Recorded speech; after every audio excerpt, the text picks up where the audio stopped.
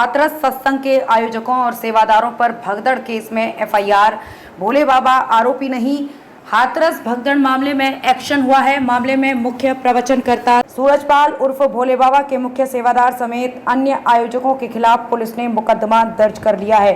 हाथरस सत्संग में श्रद्धालुओं की मौत के मामले में मुख्य प्रवचनकर्ता सूरजपाल उर्फ भोले बाबा के मुख्य सेवादार समेत अन्य आयोजकों के खिलाफ पुलिस ने मुकदमा दर्ज कर लिया है। वहीं प्रशासन ने कार्रवाई के क्रम में एक कदम और आगे बढ़ाया है। भारतीय न्याय संहिता 2023 की धारा 105, 110, 126, 223 और 238 के तहत मुख्य सेवादार कहे जाने वाले देवप्रकाश मधुकर और उस धार्मिक कार्यक्रम के अन्य आयोजकों के खिलाफ एफआईआर दर्ज की गई है, जहां भगदड़ नहीं हुई थी।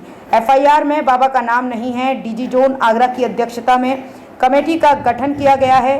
बीजेपी विधायक और यूपी सरकार के मंत्री असीम अरुण ने ये जानकारी दी है। सरकार विश्वहरी उर्फ भोले बाबा के सत्संग समाप्त होने के बाद हुआ दर्दनाक हादसा, चीख पुकार के बीच सत्संग स्थल और अस्पतालों में अपनों को खोजते रहे श्रद्धालु। सिकंदराबाद क्षेत्र में मंगलवार को सत्संग के दौरान मची भगदड़ में अब तक 116 से अधिक श्रद्धालुओं की मौत हो गई, जबकि 100 से अधिक लोग घायल हो गए हैं। ये हादसा उस समय हुआ जब फुलरई मुगलगढ़ी में नारायण विश्वहरी उर्फ भोले बाबा सत्संग समाप्त करने के बाद बाहर निकल रहे थे।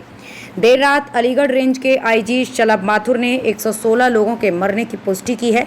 इनमें से 98 महिलाएं, 7 बच्चे और 11 पुरुष हैं। प्रत्यक्षदर्शियों के मुताबिक 1.25 लाख से अधिक लोग सत्संग में मौजूद थे। समापन के बाद हर कोई निकलने की जल्दी में था।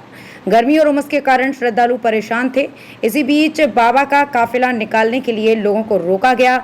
हर कोई बाबा को नजदीक से देखना चाहता था, उनकी गाड़ी की धूल को पाना चाहता था।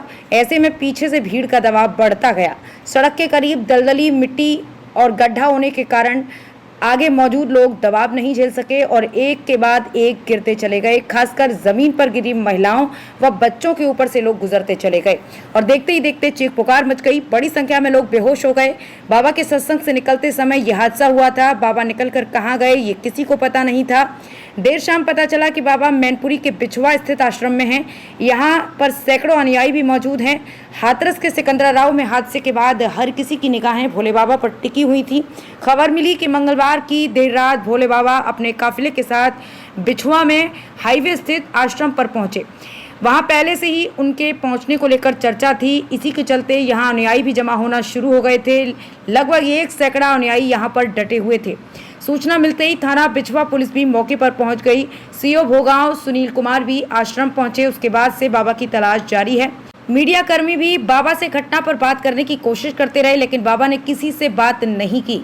लोगों के बीच चर्चा है कि रात में बाबा को हिरासत में लिया जा सकता है। फिलहाल पुलिस भी कुछ बोलने के लिए तैयार नहीं है। मैनपुरी के बिछवा स्थित हरिनगर में रामकुटीर चैरिटेबल ट्रस्ट का आश्रम बना हुआ है। भोले बाबा के अनुयायी विनोद बाबू आनंद निवासी शिवनगर मैनपुरी शहर ने इस ट्रस्ट का गठन किया है। विनोद बाबू आनंद ने भोले बाबा के 10 मई 2024 से 31 मई 2025 तक स्वास्थ्य कारणों से बिछवा आश्रम में प्रवास करने की अनुमति मांगी थी। पुलिस की आज्ञा के बाद उन्हें यहां प्रवास की अनुमति प्रदान कर दी गई थी।